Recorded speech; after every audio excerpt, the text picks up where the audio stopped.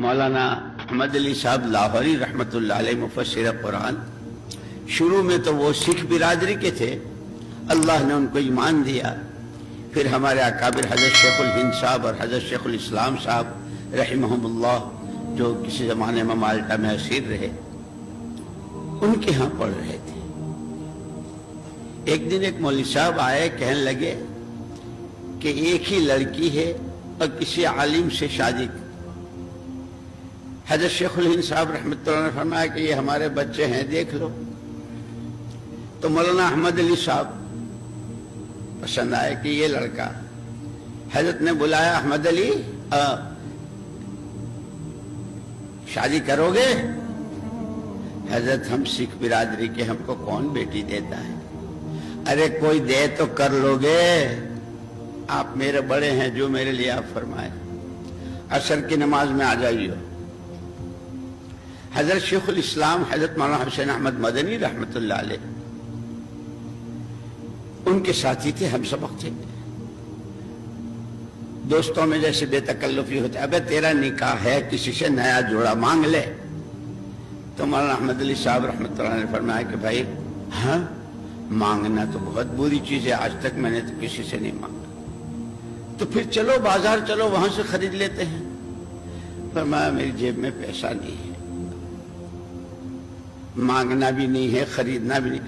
جو جوڑا پہن کر آئے تھے بہت میلا ہو گیا تھا، اسے تو دھو لے۔ ہاں یہ دھو سکتا، بہت موٹا تھا، دھویا، کچھ گیلا کچھ سوکھا، عصر کا وقت ہو گیا، آ گئے،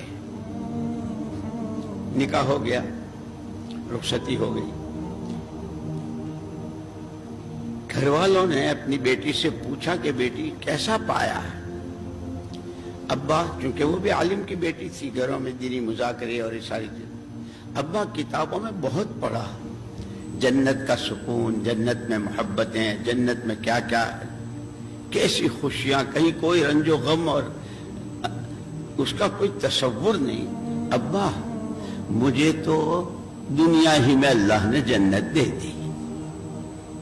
وہ مولانا احمد علی صاحب رحمۃ اللہ علیہ ایک مرتبہ ریل پر سوار ہو رہے تھے، تقسیم کے بعد وہاں چلے گئے، تو کسی نے پوچھا تھا کہ حضرت آپ تو قرآن کے مفسر ہیں،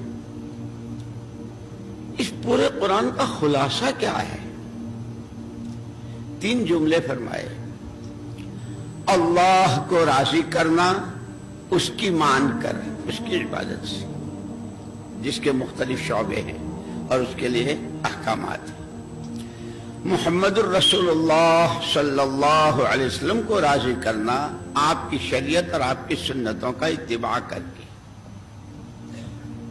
اور تیسرا فرمایا مخلوق کے خدا کو راضی کرنا، ان کی خدمت کر کے، جو آپ حضرات کا خاص پیشہ ہے۔